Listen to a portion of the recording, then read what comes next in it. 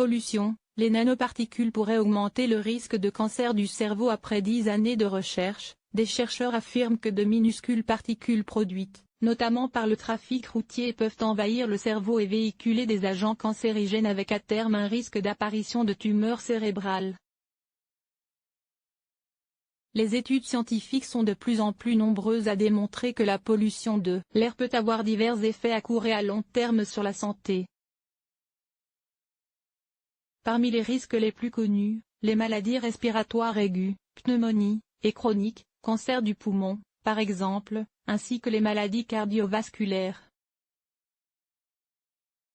L'Organisation mondiale de la santé, OMS, estime ainsi qu'au niveau mondial, 1,3 million de personnes, dont plus de la moitié dans les pays en développement, meurent chaque année en raison de la pollution de l'air des villes.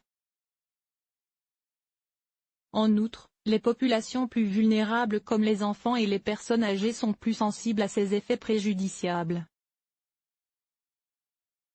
Une nouvelle recherche menée par des membres de l'université McGill à Montréal et relayée par le site Slate et The Guardian s'est intéressée aux dangers des particules ultrafines, ou nanoparticules, dont le diamètre est inférieur à 0,1 micromètre, issues de la combustion de carburant sur le cerveau.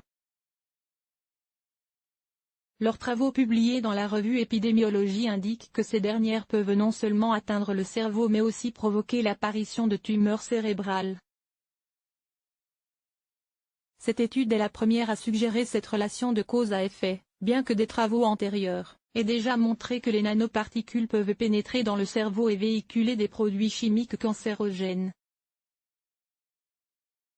Des réglementations plus strictes pour réduire l'exposition des habitants. Les cancers du cerveau sont rares mais souvent mortels. Lorsque vous multipliez ces petits risques par un grand nombre de personnes, il peut arriver qu'il y ait beaucoup de cas. Dans une grande ville, cela pourrait être un chiffre significatif, explique le Pr Scott V. Chantal de l'université McGill.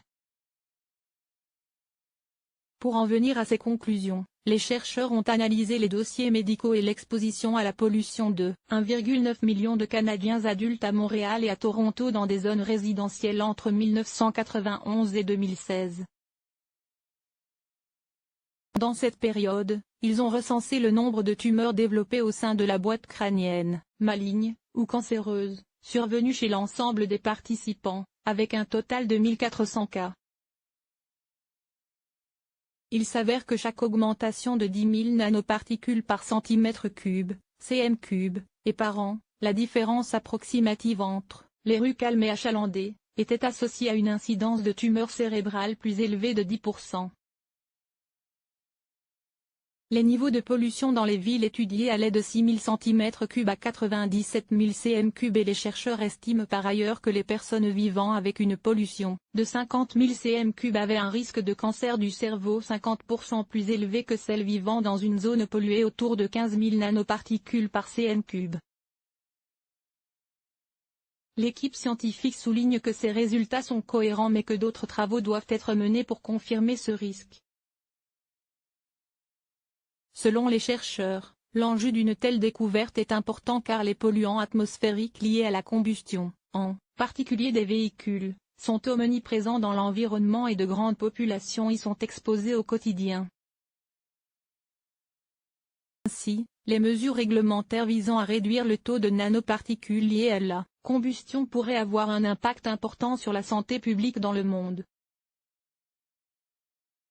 À noter que d'autres études ont aussi mis en avant des effets néfastes de la pollution sur le cerveau, comme une baisse de chi, une démence et des problèmes de santé mentale chez les adultes et les enfants.